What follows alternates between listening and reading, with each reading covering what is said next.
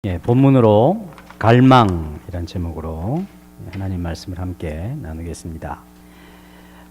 사람이나 짐승이나 목이 마르면 다 자연스럽게 물을 찾게 됩니다. 이 사슴은 굉장히 남다른 데가 있는 짐승이라 그럽니다. 목이 마르게 되면 다른 짐승도 물을 찾지만 이 사슴은 목에 물기가 없으면 목구멍이 붙어버린대요. 그러니까 이제 막 바짝 말라가지고 죽게 되는 것이죠. 그래서 사슴은 목이 마르면 그냥 물을 찾는 것이 아니라 생명을 걸고 찾습니다. 왜? 그것은 자신의 그 물이 없으면 죽기 때문입니다. 그래서 사냥꾼이 자기를 이제 잡으러 오면 막 도망가다가 막 얼마나 힘들겠어요. 숨이 차오고 물을 이제 찾으러 갑니다. 시냇물을 만나면 거기에 이제 목을 쳐박고 물을 먹습니다. 이미 사냥꾼의 표적 안에 있다는 것을 알지만 어차피 죽을 것이기 때문에 물 먹고 죽자 그런 것이죠. 그만큼 물이 사슴에게 중요합니다.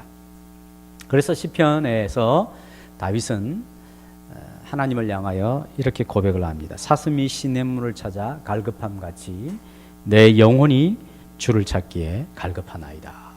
말이 무슨 말입니까? 내가 주님에 대한 영적인 갈증 때문에 사슴이 목말라 죽을 것 같이 나도 곧 죽을 것 같습니다. 사슴이 시냇물을 찾기에 갈급함같이 나도 목숨을 걸어놓고 하나님을 찾습니다. 생명을 건 영적인 사투, 그것을 내가 주님 앞에 고백합니다. 이렇게 고백을 했습니다. 신앙생활하는 데 있어서 참으로 방해가 되는 것은 여러 가지가 있겠습니다. 그 중에 하나가 게으름이라고 하는 신앙적인 방해가 있습니다. 이 게으름이란 그냥 우리가 생각하는 일반적인 게으름과는 다를 수 있습니다. 굉장히 부지런한 사람들이 있어요. 그렇죠? 아침 일찍부터 저녁 늦게까지 자기에게 주어진 업무도 많지만 자기가 살아가는 데 있어서 필요한 일로 인해서 자기 개발과 그런 일에서 엄청나게 부지런한 사람이 있습니다. 그럼에도 불구하고 성경은 그런 사람을 가리켜서 저 사람 참 게으르다 이렇게 표현할 수 있다는 겁니다. 어떤 면에서?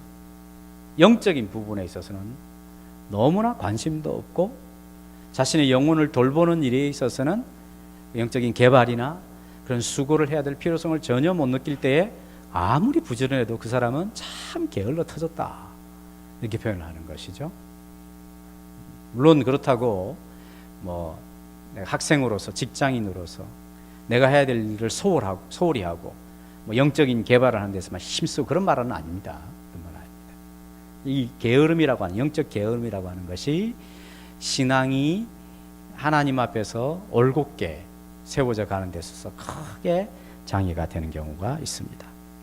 또 하나의 신앙생활에 있어서 우리의 발목을 붙잡는 것은 건조함이 건조함, 몸이 건조함, 차지도 않고 뜨겁지도 않고 그런 것들이 신앙생활하는 데 있어서 굉장히 장애가 됩니다.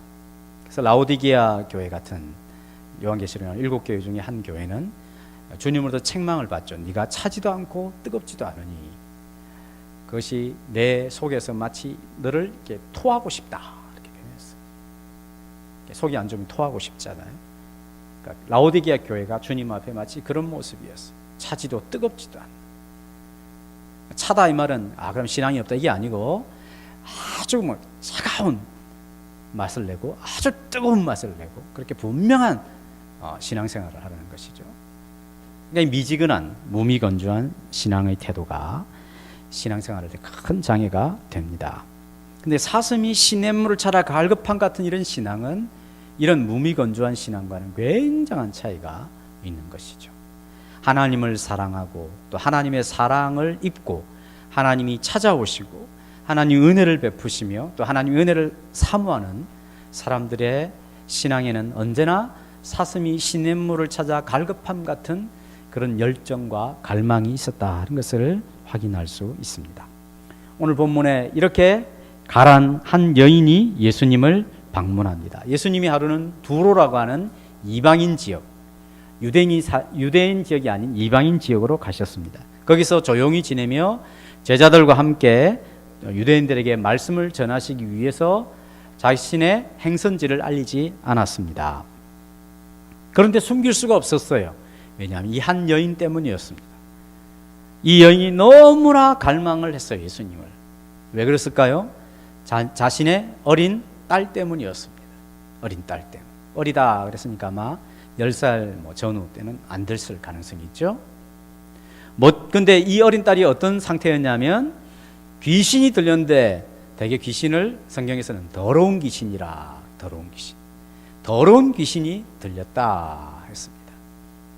그러니까 어린 딸이 더러운 귀신이 들렸어요. 한참 딸의 자라나는 모습을 보며 그 이쁘고 귀엽고 사랑스러운 것으로 행복해야 될 한 여인이, 이 어린 딸이 더러운 귀신이 들려가지고 이 귀신의 장난으로 말미암아 가정생활이 엉망이 되지 않겠어요? 그죠? 한 아이가 그냥 아파도, 많이 아파도 그 집안의 분위기가 갑자기 색깔이 노란색에서 회색이나 어두운 색하고 다 바뀌어버리지 않습니까? 너무 가정 분위기가 어수선하고 어둡게 되죠. 하물며 어린 딸이 귀신이 들렸으니까 이 생활이 얼마나 질서가 없이 엉망이 됐겠습니까?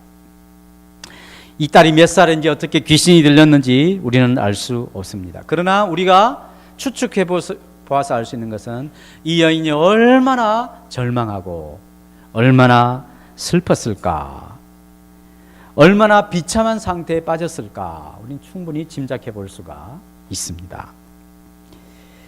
그래서 여인이 예수님에 대한 소문을 듣고 지금 예수님을 찾아온 것입니다. 이렇게 예수님을 갈망한다 하는 것입니다. 이 예수님을 갈망한다라고 하는 것이 무엇일까요? 그것은 바로 이 자신에게 일어난 문제를 해결하기 위해서 자신은 아무것도 할 수 없는 존재구나, 동시에 예수님만이 이 문제를 해결할 수 있는 유일한 분이시고 전부가 되시는 분이시구나, 이 사실을 알고 예수님께 나오는 심적인 태도를 갈망한다, 예수님을 갈망한다, 이렇게 표현을 하는 것입니다. 어린 딸은 이 여인에게 있어서의 전부였습니다. 전부. 이 세상에 어떤 것으로도 바꿀 수 없는 전부였어요. 그래서 이 어린 딸이 이 귀신에게서 노임을 받고 정상적인 아이가 되는 것이 이 여인이 바라는 가장 간절한 소망이었습니다. 그런데 이것을 할 수 있는 일은 자기에게는 아무것도 없는 거예요. 주변의 의사도 할 수 있는, 어떤 힘센 사람이 할 수 있는 것도 아니고, 정부의 어떤 정치인들이 할 수 있는 것도 아니었습니다. 돈으로도 할 수 있는 것이 아니었어요. 누가 옆에서 위로해주고 상담해주고 괜찮습니다, 이렇게 한다고 해서 해결될 수 있는 것이 아니었습니다. 근본적인 치료와 문제가 있어야, 문제를 해결하는 일이 있어야 되는 그런 일이었습니다. 자, 이런 태도를 가지고, 즉 자신은 아무것도 할 수 없고 오직 예수님만이 하실 수 있다, 그분만이 전부가 되신다 라는 심적인 태도를 가지고 나오는 이 진정한 갈망을 가지고 예수님 앞에 나올 때 예수님은 들켜주시는 분입니다. 자신을 숨기지 않으십니다. 우리 7장 24절 말씀을 한번 읽어보겠습니다. 시작. 예수께서 일어나사 거기를 떠나 두로 지방으로 가서 한 집에 들어가 아무도 모르게 하시려 하나 숨길 수 없더라. 아무도 모르게 하나 숨길 수 없더라. 누구에게? 이 여인에게. 이렇게 진정한 갈망을 가지고 있는 여인에게 예수님은 자기를 들켜주시는 분이십니다. 자신을 숨기시지 않으시는 분이시다 하는 것입니다. 이것이 중요합니다.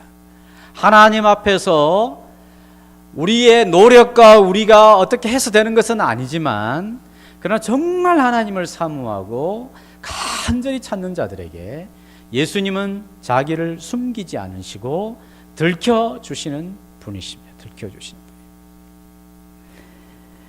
이 여러 사람들이 있었습니다. 그들에게는 다 숨기십니다. 그러니까 이 여인에게 자기를 숨길 수 없게 되셨다라고 말씀하고 있는 것입니다. 캐더린 마샬이라고 하는 분이 지은 기도의 모험이라고 하는 책이 있습니다. 기도의 모험. 거기 서문에 보면 이런 내용이 있어요. 기도 학교에 입문하기 위해서는 그 자격이 있다 그랬어요. 뭐 고등학교를 대학교를 진학할 때도 어떤 내가 진학하고자 하는 학교의 전형 요강을 보면 그 기준이 있죠. 자격이 있습니다. 자격. 기도를 할 수 있는 이 기도 학교에 들어갈 수 있는 자격이 어떤 자격인가? 다음 두 가지 질문에 답할 수 있어야 된다. 첫째, 지금 나는 정말 필요로 하는 상태에 있는가? 나는 정말 뭔가가 갈급하고 필요한가? 필요하지 않는데 기도를 왜 하겠습니까? 그죠? 딸이 뭐 정상적이고 행복하게 잘 사는데 물론 더 행복하게 잘 살 수 있도록 해주십시오. 이렇게 기도할 수 있겠지만 그렇게 필요하지 않죠. 그런데 이 여인은 정말 필요한 것입니다. 어린 딸이 귀신에게서 노인받는 것, 이것은 자신의 인생 전부였어요. 생명과도 같은 일이었습니다. 너무나 절실히 필요했습니다. 거기에 예라고 해야 일단 첫 번째 대답의 질문에 통과를 한 것입니다. 두 번째 질문, 그러면 이 필요를 해결하는데 당신은 정말 무기력하다는 것을 인정하는가? 내 힘으로 할 수 있어요. 누구의 도움도 얻을 수가 있어요. 시간이 지나면 해결이 될 것 같다 이런 생각도 있어요. 그러면 무기력한 것은 아니죠. 이 여인처럼 이 어린 딸을 고치는 일이 필요한데 이것을 해결하는 데 있어서는 자신은 정말 무기력하다. 나 아무것도 할 수 없구나. 할 수 있는 것이란 이것을 정말 해결해 줄 수 있는 분을 찾아가는 것밖에 없구나. 그러시죠. 이 두 질문에 이 여인은 다 예라고 대답할 수밖에 없죠. 그래서 정말 이 여인은 기도학교에 입문할 수 있는 충분한 입학 자격이 있는 여인이라 할 수가 있습니다. 신앙생활에 있어서 이러한 심적인 태도가 굉장히 중요합니다. 아니, 어떤 의미에서는 우리가 살아가는 일반적인 생활에 있어서도 이런 태도가 굉장히 중요하죠. 또 그런 사람들이 뭔가 일을 냅니다. 뭔가 일을 성취합니다. 누가 도와주면 좋고 안 도와줘도 괜찮고 내가 알아서 하지, 뭐 이런 대충 생각하는 사람은 신앙생활에 있어서도 일반 생활에 있어서도 별로 효과를 낼 수가 없습니다. 우리가 예배를 할 때도 난 정말 하나님 앞에 예배해야 된다. 이것이 내가 정말 하나님 앞에 필요하다. 나는 이 예배를 통하여서 하나님을 만나야 된다. 이런 갈급함이 있어야 하죠. 누군가에 의해서, 누군가의 어떤 제도에 의해서, 누군가의 외압에 의해서 예배하고 그런 거 아니죠. 물론 이제 뭐 우리 하일이나 하민이 같은 경우는 교회도 바꿀 수가 없어요. 이 교회 마음에 안 든다고. 물론 저한테 와서 아빠 교회를 좀 바꾸고 싶어요. 그러면 그래 한번 바꿔봐라. 저는 물론 그렇게 할 수도 있겠지만 어쨌든 그 제도상 바꿀 수가 없죠. 그렇기 때문에 어쩔 수 없이 예배에 앉아 있을 수 있는 형편이 되겠죠. 나는 뭐 피아노 반주를 맡았기 때문에, 나는 이러기 때문에, 그런 것이 아니라 정말 내 영혼에 필요하고 매주마다 하는 예배지만 이 예배를 통하여 내 영혼이 소성하고 나는 하나님을 만나야 된다. 이런 영적인 필요가 간절해야 하는 것입니다. 없으면 기도라도 해야죠. 하나님, 나 이렇게도 안 생깁니다. 큰일 났습니다. 기도해야죠. 그리고 이 필요를 채우는 데 있어서는 내가 그런 필요를 느낀다고 되는 것이 아닙니다. 하나님이 채워주셔야 됩니다. 은혜를 베풀어 주셔야 됩니다. 내가 이전에 알았던 하나님은 하나님을 전혀 모르는 것처럼 새롭게 하나님을 알게 해주십시오. 그러죠. 위대한 신앙의 인물들이 아니면 평범한 사람이랄지라도 하나님을 새롭게 경험하면 이전에 알았던 하나님이 잘못된 것이 아니라 지금 내가 경험한 하나님의 크기에 비하고 지금 내가 경험한 하나님의 가치에 비하면 전에 내가 깨닫고 알았던 것보다는 그것은 차라리 몰랐던 것과 똑같다. 이런 생각을 할 만큼 그런 기대와 간절한 마음이 있어야 하는 것입니다. 이 여인이 바로 그런 태도를 가지고 주님 앞에 나왔습니다. 그런데 이러한 갈망은 부딪힘이 있어요. 장애가 있을 수 있습니다. 장벽이 있을 수 있습니다. 예수님께서 굉장히 당황스러운 대답을 하십니다. 27절 시작. 예수께서 이르시되 자녀로 먼저 배불리 먹게 할지니 자녀의 떡을 취하여 개들에게 던짐이 마땅치 아니하니라. 지금 이 여자는 예수님에게 어떤 그 대상으로 취급을 받고 있습니까? 개다 너 개다. 어떻게 예수님의 입에서 이런 상스러운 말이 나올 수 있습니까? 어떻게 이 불쌍한 처지에 있는 여인이 예수님에게 도움을 구하러 왔는데 예수님이 이렇게 박대하고 냉정하게 대하실 수가 있을까요? 그래서 우리는 여기서 오해를 좀 풀어야 됩니다. 예수님께서 지금 여기 이야기하는 이 개는 그냥 개가 아니라 애완용 개랍니다. 애완용 개. 그렇더라도 개죠. 애완용 개라도 개입니다. 그리고 또 하나 우리가 주의해야 될 단어는 먼저 자녀로 먼저 배불리게 하지. 자녀가 먹고 있는 떡이 있는데 또는 빵이겠죠. 빵이 있는데 애완용 개가 옆에 있어요. 자녀의 떡을 뺏어가지고 자녀가 배부른 게 아니라 지금 배가 고파서 먹으려고 하는데 그것을 뺏어가지고 애완용 개가 사랑스럽다고 그것을 던져주는 그런 부모가 있습니까? 없습니까? 없죠.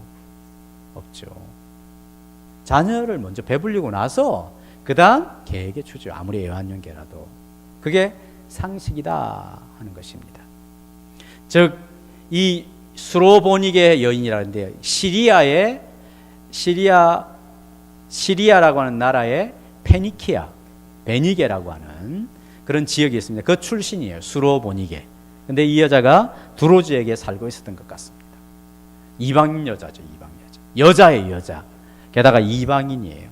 유대인들에게서 이방인들은 지옥의 땔감이다 이렇게 생각을 해요. 지옥의 불이 막 계속 끊이지 않고 타야 되잖아요. 그 지옥의 땔감이 필요한데 그것은 바로 이방 사람들을 지옥의 땔감으로 쓴다 이렇게 생각을 하는 거죠. 게다가 사람 취급도 받지 못하는 여자로 태어났습니다. 그래서 이 여인은 유대인인 예수님에게 나아가는 데서 큰 장애가 있었습니다. 예수님께서 뭐라고 하시냐면 자녀에게 먼저 먹이고 그 다음에 필요하다면 개에게 먹이지 않느냐. 그 자녀란 누구겠습니까? 유대인 이스라엘 사람들에게 하나님의 선물과 혜택을 주고 그 다음에 이방인들에게 주는 것이 마땅하지 않느냐. 그런데 네가 지금 이렇게 요청을 하는 것은 부당하다 하는 듯이 예수님에게 말씀을 하시는 것입니다. 그랬을 때 이 여자는 이 예수님이 제공하는 모든 장벽이 엄청나게 문화적인 장벽, 여자로서 또는 민족적인 장벽, 이방인으로서 그 다음에 지금 자기를 야생개는 아니랄지라도 애완용 개라고 이야기하는 그런 약간은 모독적이고 정말 자존심 상하는 그런 장벽이 있었지만 평상시 같으면 이것을 받아들이기 어려웠겠지만 지금 너무나 절박한 거예요. 자기 어린 딸을 해결해야 되는 문제가 있기 때문에. 그래서 그런 장벽을 다 뛰어넘는 것이죠. 중요한 것은 지금 이 예수님이 자신의 문제를 해결할 수 있는 유일한 분이다. 이분이 전부다. 이것만이 가장 중요한 것입니다. 그래서 하나님 앞에 진정한 갈망이 있는 사람은 어떤 장애나 장벽도 다 뛰어넘으며 예수님께 가까이 가서 그분을 만나고 그분을 통하여 문제를 해결받게 되는 것이죠. 그래서 이 여인이 뭐라고 이야기를 합니까? 27절에 보니까 28절에 여자가 대답하여 이르되 주여 올소이다마는 상아래 개들도 아이들이 먹던 부스러기를 먹나이다. 이렇게 이야기하는 것이죠. 진정 갈망이 있는 사람은 어떤 장애를 극복하고도 주님 앞에 나와서 주님을 만나는 사람이 되는 것입니다. 우리는 그런 간증들을 가끔씩 듣게 됩니다. 집안에서 어떤 며느리가 예수를 믿었어요. 시집 가기 전에 교회의 배경을 좀 가지고 있다가 예수를 믿었어요. 근데 이제 안 믿는 신랑과 안 믿는 그런 시댁 식구를 만나서 교회도 못 다니고 있다가, 그런데 너무 마음에 갈급한 거, 여러 가지 상황이 있었겠죠. 도저히 교회를 안 가고는 안 될 것 같아. 죽을 것 같아. 그래서 어떻게 합니까? 온갖 반대를 무릅쓰고 교회를 갔다 오죠. 갔다 오면 완전 전쟁이 나는 거예요. 전쟁이. 이 에핀네가 남편의 말을 거스리고 에서부터, 남편이 좀 도와주면 되는데 남편이 불을 지르고, 게다가 시아버지 시어머니, 우리 가문이 어떤 가문인데 네가 예수교를 믿냐고. 그래서 어떻게 합니까? 너무 갈급하니까 그 모든 장벽을 다 이겨내고 교회를 다니고, 그러다가 그 여러 가지 고난과 핍박 속에 하나님께서 그 가정을 다 변화시켜서 예수 믿게 하는 그런 엄청난 일이 있죠. 박효진 장로님, 성송감호소에서 근무했던 그 장로님의 간증에 나오는 이야기입니다. 그 와이프 이야기죠.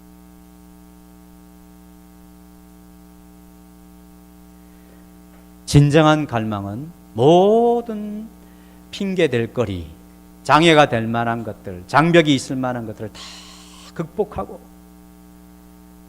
예수 그리스도께로 가까이 가며 그분의 도움을 경험하게 되는 것이죠. 이러한 갈망은 반드시 열매를 맺게 되어 있습니다. 많은 사람들이 건전한 소원을 갖습니다. 많은 사람들이 좋은 바람이 있습니다. 많은 사람들이 좋은 생각들이 있습니다. 그러나 그런 좋은 생각, 건전한 바람이 반드시 열매 맺지는 않습니다. 소수의 사람만이 자신이 가지고 있는 건전한 생각들과 건전한 바람이 열매를 맺는데, 그 이유는 무엇입니까? 그것은 바로 진정한 갈망이기 때문입니다. 만약 그런 것이 없으면 여러 가지 이유로 포기를 합니다. 환경 탓을 하고, 사람 탓을 하고, 시댁 식구가 어떠니, 내가 가지고 있는 것이 어떠니, 돈이 있니 없니, 이런 것들로 다 핑계 삼아서 포기를 하죠. 그러나 진정한 갈망은 반드시 예수님을 만나고 예수님을 경험하게 되어 있습니다.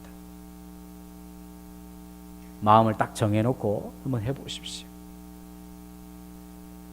내가 이 예배 시간에 정말 내가 하나님을 만나야 되겠다. 이렇게 살아서는 안 된다. 이런 마음을 갖고 한번 참여해 보십시오. 이러한 진정한 갈망은 반드시 거기에 겸손한 태도가 있습니다. 겸손한 태도. 예수님의 발 앞에 엎드려 예수님에게 도움을 요청하죠. 예수님이 뭐라 하셔도 예, 맞습니다, 받아들입니다. 겸손함이 있습니다. 뿐만 아니라 끈질김이 있어요. 끈질김. 우리나라 말에는 번역이 제대로 안 되어 있습니다만은 26절에 자기 딸에게서 귀신 쫓아내 주시기를 간구하거늘, 말은 귀신 쫓아내 주시기를 계속적으로 구하거늘 표현입니다. 집요함이죠. 끈질김입니다. 자기 안에 그 필요가 해결되지 않고는 죽는 것과 똑같기 때문에 생명을 얻기 위해서, 즉 자기 문제의 해결을 위해서는 예수님의 도움만 절대적으로 필요하기 때문에 그 일이 해결되지 않고는 안 되니까 끈질기게 주님 앞에 구하는 것입니다. 그럴 때 열매를 맺게 되어 있는 것이죠. 북이스라엘의 원수 나라가 아람이라고 하는 나라가 있었습니다. 시리아죠. 그 아람의 나라에 엄청난 공헌을 한 장군이 하나 있었는데 나만 장군이라고 하는 사람이 있었어요. 이 나만 장군이 그 부와 권세와 이런 것이 대단했는데 어떤 때에 치명적인 질병이 걸렸습니다. 그 질병의 이름은 문둥병이었어요. 한센시병이죠. 고칠 수가 없었습니다. 그러니까 그 부귀와 영화가 무슨 소용이 있겠어요. 절망 중에 있는데 그 집에, 나만 집에 이 북이스라엘에서 잡혀온 한 여종이 하나 있었어요.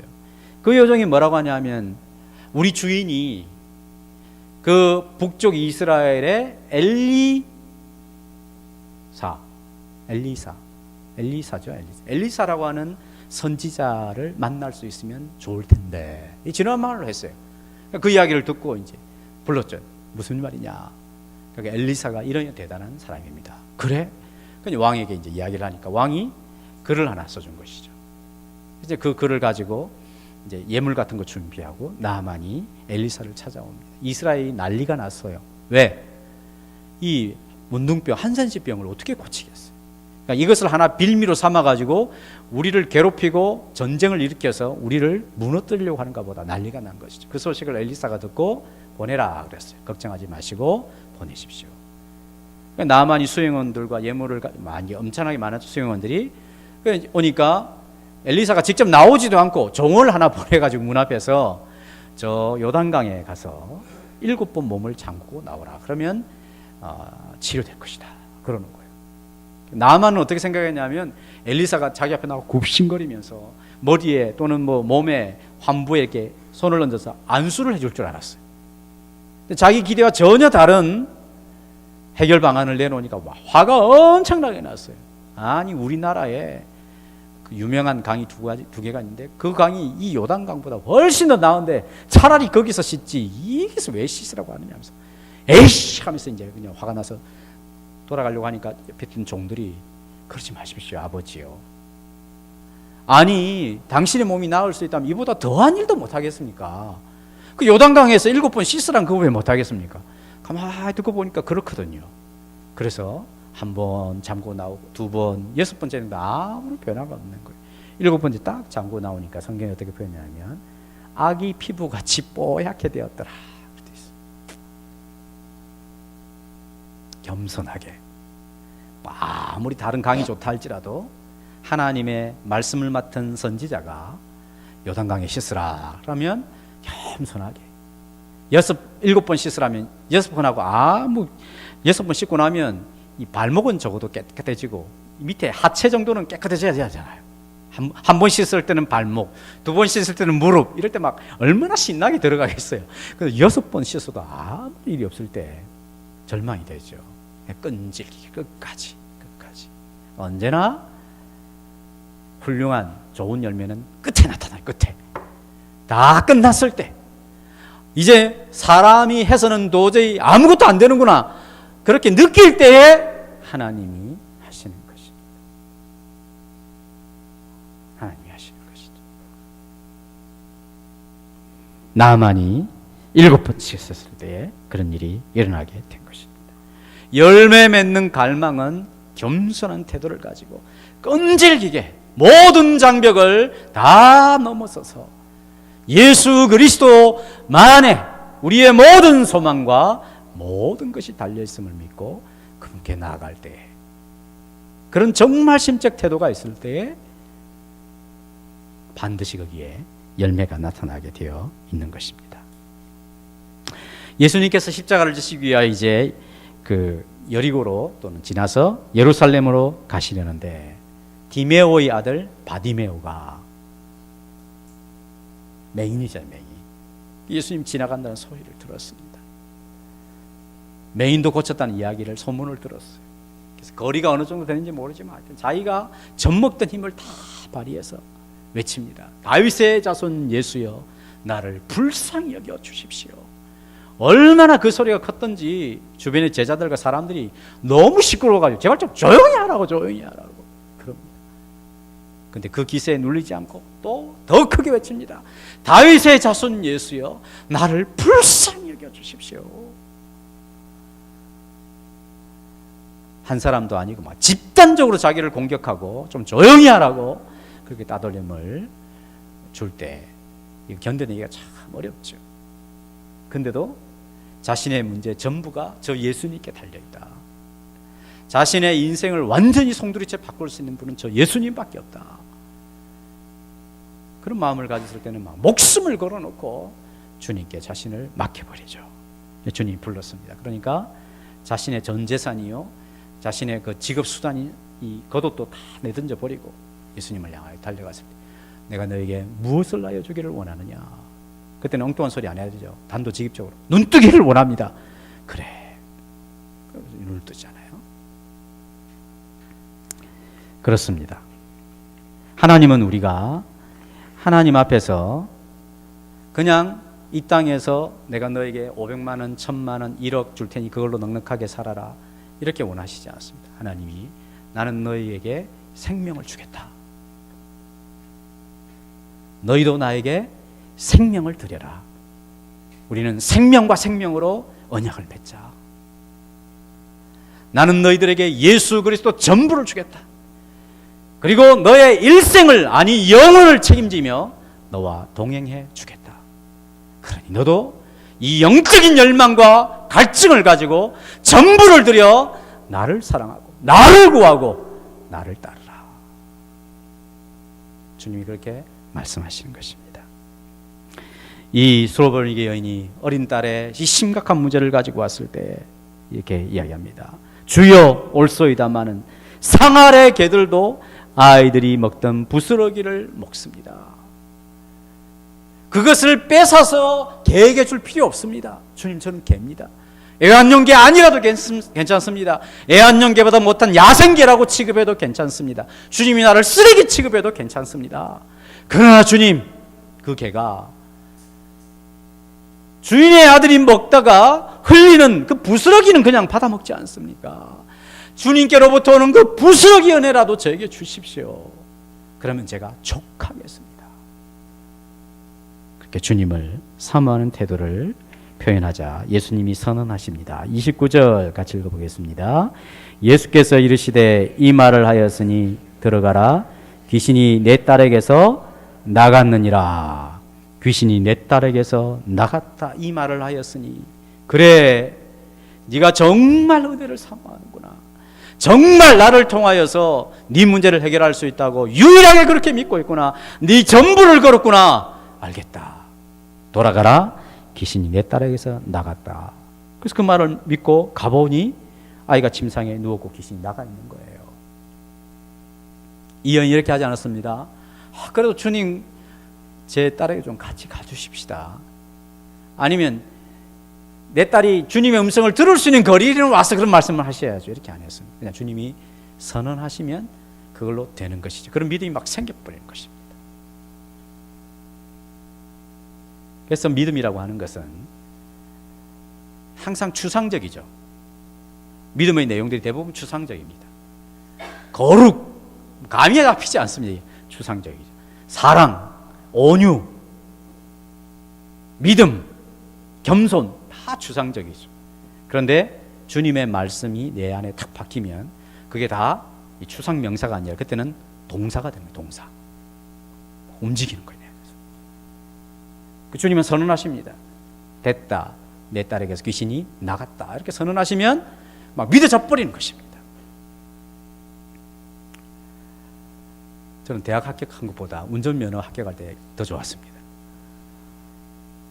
제가 이제 그 실기는 바로 붙었고, 저 필기는 바로 붙었고, 필기 시험 따로 그랬잖아요. 실기 이제 코스 시험은 한 번만에 됐는데 장거리죠, 장거리. 한 번 떨어졌어요. 한 번 떨어지고 나니까 돈도 좀 들어가지만 귀찮기도 하고, 두 번째 이제 간절해지더라고요. 그 이제 왔는데 떨어진 것 같고 붙으면 이제 딱 이제 그 맨 마지막 엔드라인에 딱 들어오잖아요. 그러면 저 방송실에서 바로 탈락 합격 바로 나옵니다. 뭐 정적이 싫어했는지 아니면 무슨 뭐 번호를 불렀는지 합격입니다 그러더라고요. 합격입니다 하는 순간 막 뭐 합격증 준 것도 아니고 높은 사람이 와서 당신 합격했다고 증명해 준 것도 아닌데 합격입니다 선언하니까 바로 그냥 기쁨이 충만 그냥 와 붙었다 너무 좋다 그러더라고요. 그렇게 되더라고요.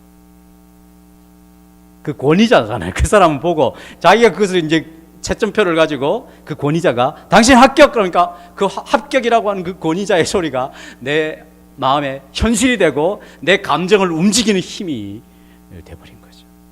하물며 귀신을 통제하고 모든 것을 다스리시는 예수께서 그래 네가 이 말을 하였으니 내 딸에게서 귀신이 나갔느니라 선언했을 때 바로 그냥 이 성경에 표현되어 있지만 그 여인의 마음속에 확신과 기쁨이 충만해졌을 것이라 그렇게 믿어집니다. 주님의 선언만 있으면 되죠. 외적인 증거가 없어도 괜찮습니다. 하나님의 말씀이 내 개인적이고 내 주관적이고 내가 체험적인 그런 말씀으로 와닿으면 되는 것입니다. 시편에 이런 말씀이 있습니다. 화면에 없지만 그가 사모하는 영혼에게 만족을 주시며, 주보에 있을 겁니다. 줄인 영혼에게 좋은 것으로 채워 주심이로다. 있죠? 한번 같이 읽어볼까요? 시작. 그가 사모하는 영혼에게 만족을 주시며 줄인 영혼에게 좋은 것으로 채워 주심이로다. 그렇습니다. 그래서 신앙생활할 때에 자신의 목숨을 걸 만큼 어떤 갈증과 갈망이 일어난다는 것은 엄청나게 귀한 일이라 할 수 있습니다. 비슷하게 예수님께서 산상수훈에서 첫 번째 주신 복의 첫 번째 복이 무엇입니까? 복되도다 마음이 가난한 자들이여 하늘나라가 너희 것이기 때문이다. 마음이 가난하다. 파산됐다. 파산. 아무도 자기는 무능하고 아무것도 할 수 없구나. 오직 하나님만이 전부요 소망이 되시구나 하는 그런 마음입니다. 그렇습니다. 사모하는 영혼에게 만족을 주시며 줄인 영혼에게 좋은 것으로 채워주시는 하나님이십니다. 사랑하는 성도 여러분, 우리가 이런 영적인 갈망을 지니고 예배하고 이 영적인 갈망을 지니고 기도하며 이 영적인 갈망을 가지고 성경을 보고 이 영적인 갈망을 가지고 내 삶을 영위해가며 이 영적인 갈망을 가지고 주위 사람들을 돌아보고 이 영적인 갈망을 가지고 내 하는 일을 하나님의 손이 임하기를 기대하며 살아가십시다. 그러면 주께서 우리의 영혼을 복되게 하실 것이요 그런 사람을 통하여 하나님의 일을 드러내실 줄로 믿습니다. 이런 갈망을 소유하시는 저와 여러분들 되시기를 주님의 이름으로 축복합니다. 기도하시겠습니다.